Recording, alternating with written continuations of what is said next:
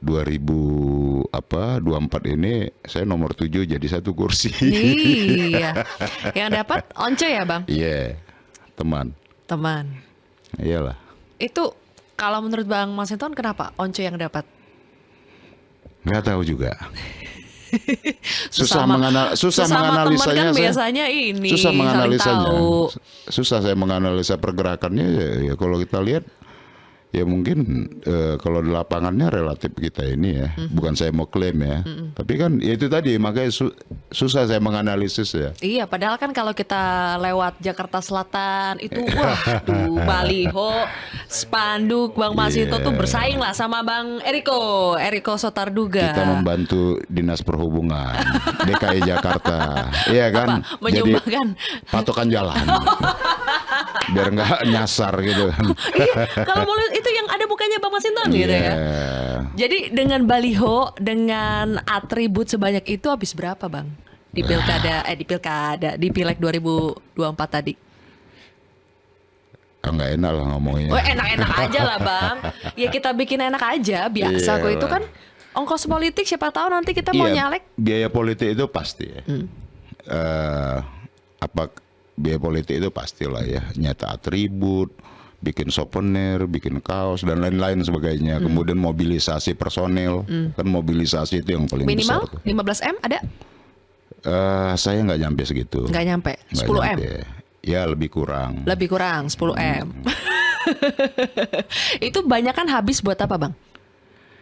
Kita atribut ya, kemudian souvenir, mobilisasi personel. Ya di situ. 10M gak dapat kursi tuh Bang. Kurang banyak kali. Kayaknya harus ya kalau lebih dari itu udah nggak masuk akal lah. Berarti ngasih duit dong. Ngasih amplop gitu ya. Enggak. Dan itu di Jakarta ya, ukuran di Jakarta menurut saya nggak masuk akal. Tapi itu terjadi. Dan itu saya nggak mau lakukan lah. Padahal kan biasanya kalau kota-kota besar, terutama Jakarta yang dinilai masyarakatnya lebih rasional ya Bang. Iya. Harusnya tidak terlalu mempan dengan politik uang. Harusnya. Ternyata itu salah untuk pemilu 2024 ini. Iya, dari pengalaman saya ngikutin dua pemilu sebelumnya nggak saya temukan semasif itu. Oke. Ini bahkan sampai menginformasikan ke saya, Pak, tempat saya sampai jam 8 tuh timnya pada hari H. Masih di gerilya jam 8 pagi. Jam 8 pagi. Hari pencoblosan. Itu nggak Abang laporin? Apa? Nggak Abang laporin? Nggak, informasi ya cerita setelah persis setelah Pak selesai pencoblosan. Gitu. Itu kan lemahnya pengawasan di kita kan. Kecewa gak Bang? Apa? Kecewa gak? Nggak dapat kursi lagi? Apa yang mau dikecewain? Politik itu nggak boleh kecewa. Gitu ya? Iyalah. Kalau politik kecewa ya bukan orang politik. Konsekuensinya ya bertarung itu ya begitulah. Bertarung itu pertama ya siap mental. Iya kan? Kalau ya belum beruntung ya coba lagi. Ya gitu aja. Meskipun nggak boleh kecewa. Dikerjain. Iya nggak boleh kecewa. Nggak boleh kecewa. Tetap. Politik itu nggak boleh kecewa. Marah gak Bang? Marah dengan keadaan mungkin ya kita ya sedikit sebel lah ya dengan sistem aturan apa segala macam gitu ya. Bagaimana sistemnya nggak bekerja baik. Kan kalau Sistem kita apa lihat nih? tuh Sirekap umpama. Sirekap itu kan kalau teman-teman bisa lihat tuh hari pertama, kedua, ketiga, wah suara saya ratusan ribu tuh, paling unggul tuh. Orang ngucapin selamat ke kita. Hari keempat nyusut, tinggal puluhan ribu. Hari kelima nyusut lagi itu. Gimana coba? Kita bisa percaya dengan sistem ini gitu loh. Itu sistem yang resmi gitu loh. Sirekap itu kan ada dasar hukumnya. Iya kan? Tapi kan dalihnya alat bantu doang Bang. Yang dihitung tetap yang manual. Ya kalau gitu nggak usah ada sirekap dong.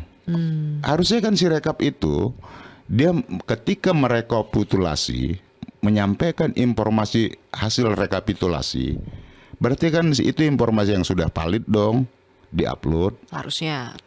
Iya dong.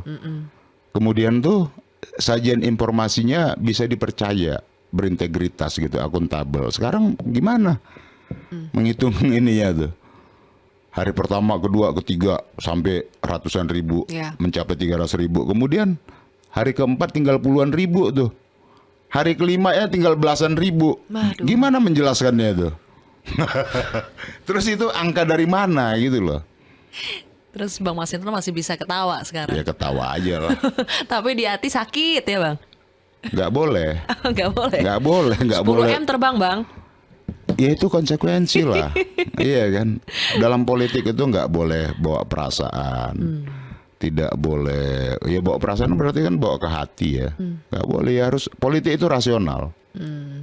Iya kan nggak Pilpres boleh. kemarin bawa perasaan nggak Bang? Pilpres kemarin setelah semua yang terjadi dengan PDI Perjuangan, baper gak?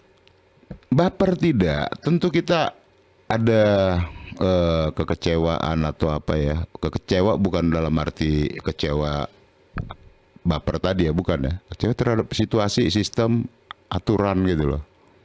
Ya siapa yang nggak umpama kita kan kecewa objektivitas dan kita rasionalisasi atas kekecewaan terhadap keadaan tadi itu ya.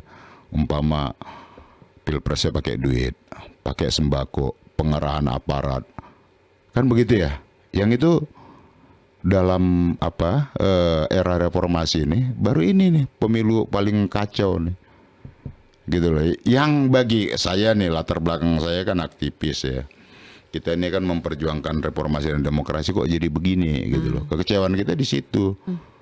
Loh, desain bangunan ya, reformasi dan demokrasi kita kok jadi begini.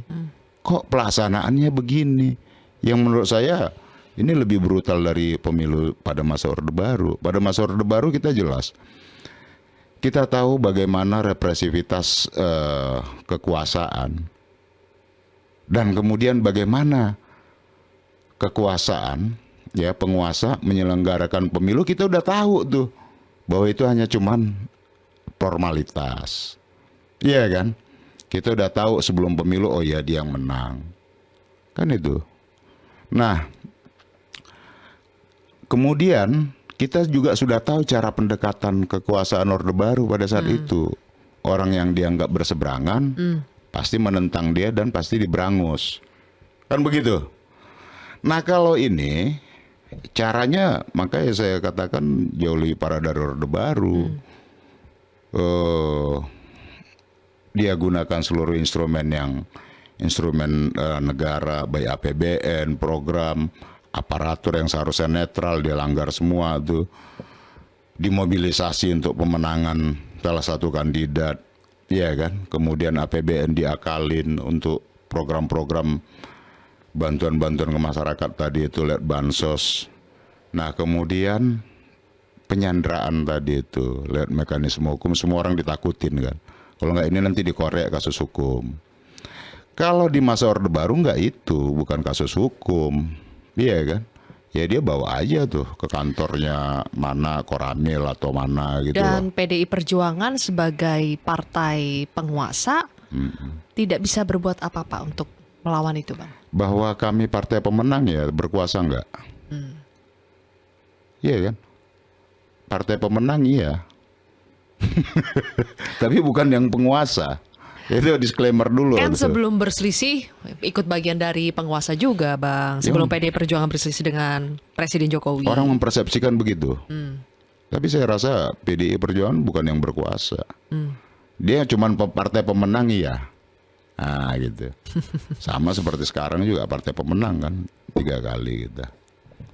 Kayak gitu loh. Kalau berkuasa kan berarti bisa mengendalikan kekuasaan. Toh kekuasaannya kan bukan di kita. Iya kan? Oke. Ada di presiden.